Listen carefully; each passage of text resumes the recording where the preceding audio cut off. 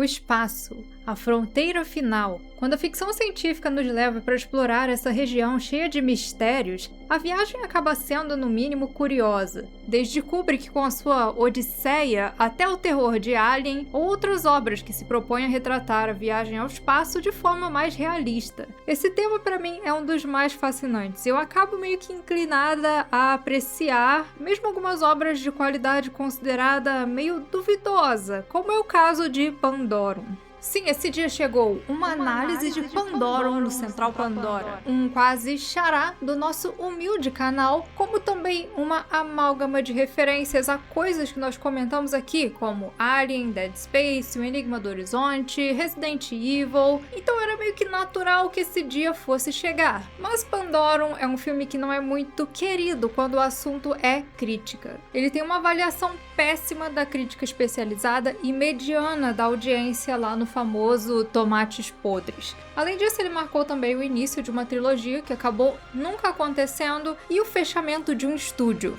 É uma obra que eu não posso nem colocar muitas cenas aqui, porque assim como muitas obras de qualidade duvidosa, essa aí também colocou seus direitos nas mãos de empresas tão duvidosas quanto. Mas será que esse é um filme tão ruim assim? Ou será que tem algo para ser apreciado aí por trás desse histórico negativo? Pois é, hoje nós vamos então olhar para Pandorum e nos perguntar por que deu tão errado. O filme começa com o cabo Bauer despertando do hipersono em uma nave espacial. Desorientado e sofrendo perda de memória, ele não faz ideia de quem era ou de por que estava ali. Tudo que ele encontra é uma nave deserta. Até que de repente mais um tripulante desperta, o Tenente Peyton. Esse interpretado por ninguém menos que Dennis Quaid. Sim, esse Dennis Quaid. Assim que desperta, o tenente acha estranho que as coisas ali não estavam seguindo como deveria. Eles estavam sem energia e deveria ter outra tripulação para despertar eles para a troca de turnos. Então, indo até o computador da nave, eles percebem que alguma coisa fora do esperado definitivamente tinha acontecido. Para saber o que, eles precisavam restaurar a energia. Então o tenente decide guiar Bauer até o núcleo do reator. E é a partir daí que nós vamos encontrando as pecinhas desse quebra-cabeças. Apesar dos personagens não estarem cientes da sua missão, nós, espectadores, já temos ideia de alguma coisa nesse momento.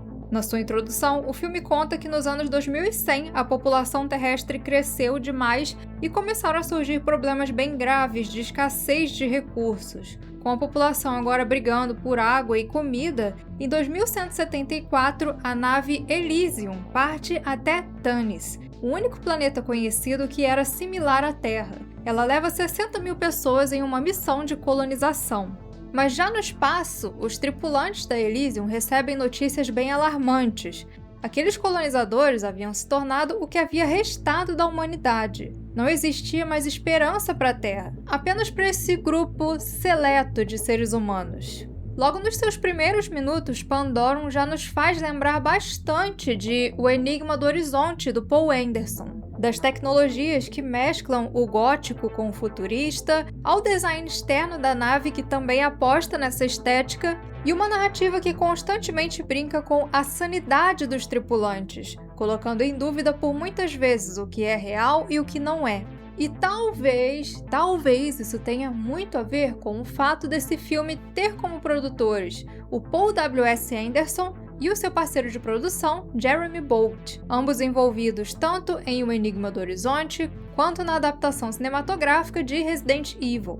E eu até diria que o que acontece ali dentro da Elysium está mais para Resident Evil do que para Enigma do Horizonte. Explorando a nave, Bauer descobre que parte da tripulação tinha morrido, porém existiam também alguns poucos sobreviventes, e esses sobreviventes aparentemente não se davam muito bem. Estava todo mundo meio doido ali a bordo daquela nave, e para completar, seus corredores escuros também eram habitados por uns bichos bem sinistros, que pareciam membros de alguma tribo, no maior estilo Fantasmas de Marte, do John Carpenter. Mas serão então esses monstros caçadores os grandes vilões da história? Não. Vamos por partes. Pandorum é um filme que aposta nas boas e velhas referências à mitologia grega para dar nomes às suas coisas. Começando pela nave Elysium, que referencia os Campos Elíseos, o paraíso da mitologia grega, um lugar permitido apenas aos heróis imortais e pessoas que viveram uma vida justa e correta. A palavra Elísio também serve como referência ao paraíso como um estado de espírito, sendo um estado de êxtase, de muita felicidade, o que parece que não tem muito a ver com essa nave, né? Ninguém lhe parece muito feliz. Porém, achei legal que toda essa nomenclatura aí pode funcionar também como uma alusão à humanidade que morre e ascende para os Campos Elíseos, onde agora ela poderá desfrutar de uma nova vida de felicidade plena. E eu sei que tem gente aí que já deve estar prestes a digitar sobre essa outra referência óbvia que eu estou deixando passar. Pandorum, o título do filme, que lembra muito Caixa de Pandora.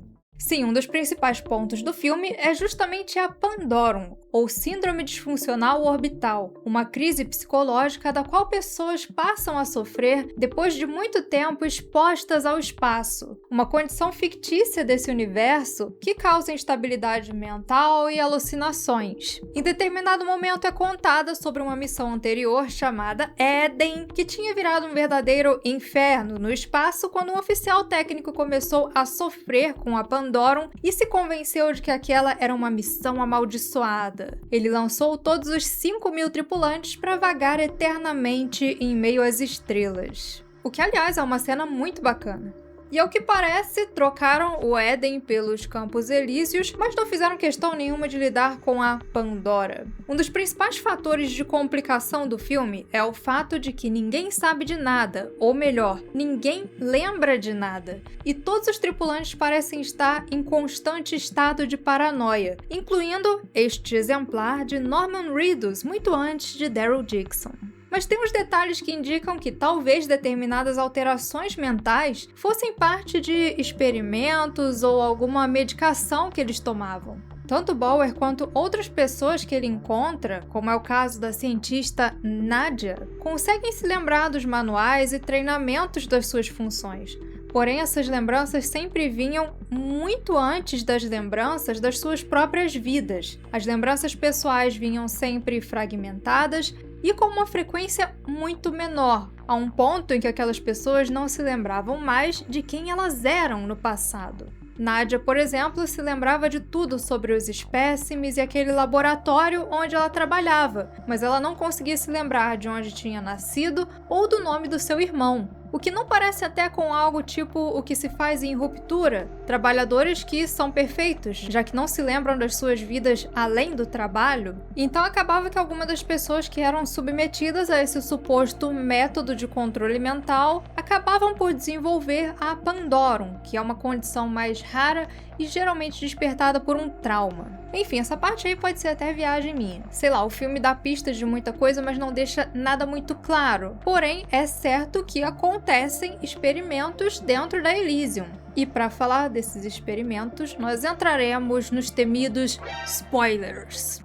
Pelas lembranças de Bauer, ele tinha sido informado que a viagem da Elysium duraria 123 anos. O que ele não sabia é que aquela nave tinha sido construída para durar por gerações. E é aí que entram os monstros. Quando eles aparecem pela primeira vez, nós logo pensamos em alienígenas, demônios do Imaterium. E mais pro meio do filme tem uma hora que eles encontram uma criança desses monstros, indicando que eles tinham não só colonizado a nave, mas também já estavam até se reproduzindo. Mas tinham colonizado mesmo ou... Pois é, aqueles monstros não tinham invadido a Elysium.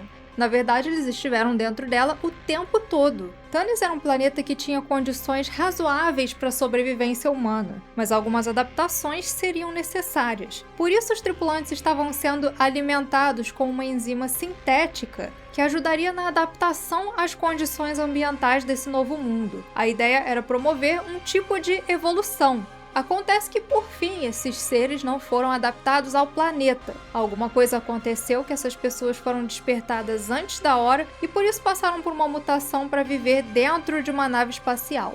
E é aí que entra o verdadeiro vilão do filme, aquele que transformou uma missão de colonização de práticas já duvidosas em um verdadeiro pesadelo biopunk.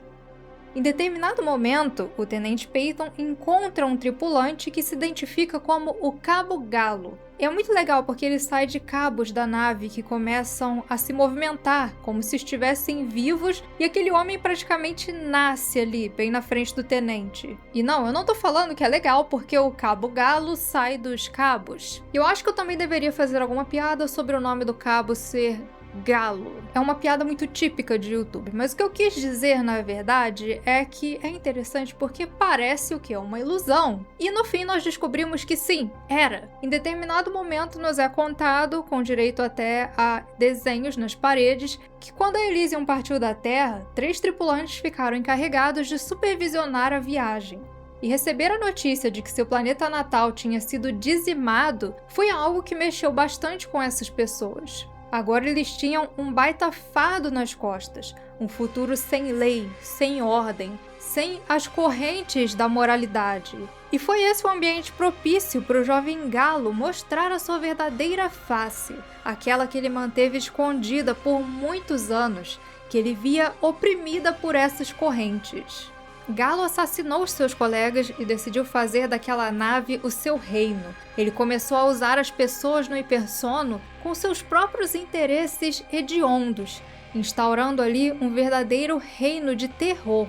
Aqueles que se opunham eram isolados, mandados ao depósito de carga para brigar entre si e se alimentar um dos outros. Até que um dia ele simplesmente se cansou e voltou para o seu longo sono. E foi nesse tempo que se desenvolveu ali essa nova humanidade, uma humanidade moldada sob o terror e a opressão de uma figura deplorável, uma humanidade agora dividida entre caça e caçadores. E o Cabo Galo era ninguém menos que aquele que se identifica como o Tenente Peyton. Sim, ele passa boa parte do filme confrontando aquele homem, questionando ele, e no fim o homem era ele, a sua mente perturbada, trazendo de volta as lembranças do passado através da Pandorum.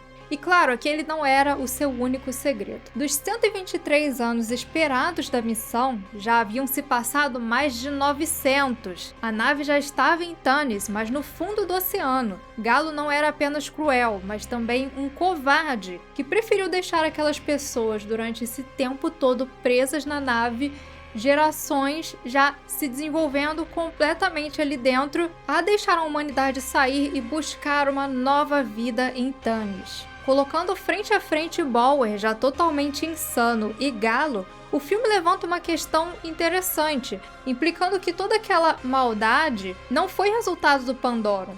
O que realmente levou aquele homem aos seus atos terríveis foi a sua própria integridade, o seu conceito deturpado de liberdade, porque ele queria liberdade para fazer o que ele quisesse, mas o que ele queria era oprimir, era abusar daquelas pessoas, algo que definitivamente tem outro nome. E talvez esse fosse até um conceito legal para ser discutido em uma sequência, já que tudo indica que no novo filme haveria esses seres humanos saídos das suas cápsulas, agora começando a vida em um novo mundo, um mundo onde já não existe mais a sociedade como nós conhecemos, e também essa outra humanidade que se desenvolveu ali dentro da nave, uma humanidade que já tinha quase um milênio de desenvolvimento ali dentro.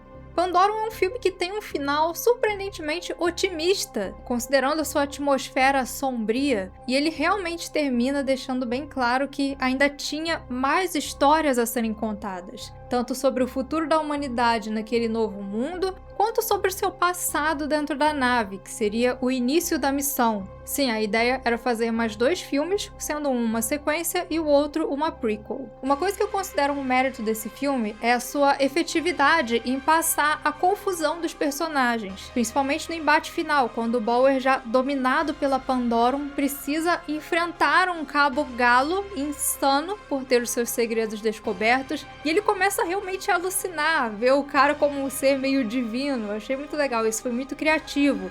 O problema é que às vezes ele tem uns casos de confusão não intencional, esse causado pela própria edição, que acaba por usar uns cortes bem estranhos e fazem a gente se perder nas cenas. No fim, eu acho que o mais interessante em Pandorum é essa ideia dos personagens lutando contra a paranoia sem ir pro caminho comum do terror cósmico. E ele vai te levando junto com os personagens por essa paranoia. Você também não sabe o que é real e o que não é, quem está mentindo ou não, e tudo isso é feito de forma até simples, mas eficiente. É sim um filme extremamente derivativo e que tem muito da ficção científica do início dos anos 2000, tanto nos seus pontos positivos quanto negativos. Mas eu acho que vale uma conferida para quem gosta de terror no espaço e curtiu essa premissa. Às vezes tudo que a gente precisa é realmente assistir um filme como Pandorum. E eu sei que nesse ponto eu já emiti bastante opiniões, né? Então tem pessoas já pensando que eu bati no filme, outros que eu defendi,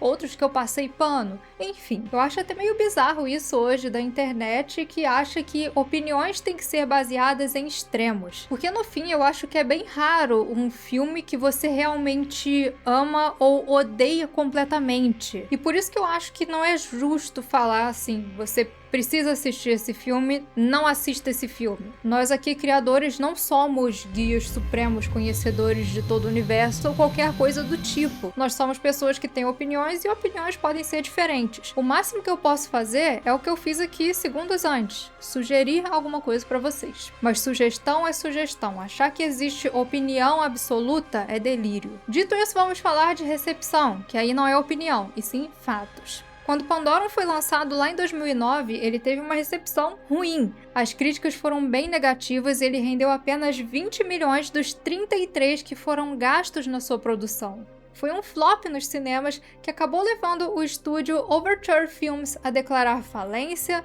e encerrar as suas atividades. E com isso não é muito difícil entender por que Pandorum não virou franquia. É uma história que tinha potencial, mas acabou que caiu no limbo das produções medianas. Enfim, esse foi o nosso vídeo sobre Pandorum. Para muito mais ficção científica e seus diferentes mundos, continuem por aqui no Central Pandora. E antes de encerrar, um agradecimento especial aos primeiros imediatos: Alexandre Halsen, Marco Marcos, Alisson, Gabriel M, Kurhaugen, Gortaina e Guilherme Ian, o pessoal da Ponte de Comando, Eric, Pedro, Emily, Rafael Carvalho, Oitavo e Daniel Souto, e os oficiais de ciências Daniel Bula, Lemuel Souza, Alex Valois, Arthur Lopes e Matheus Fraga, pessoas essenciais na nossa missão de levar a ficção científica por todas as galáxias.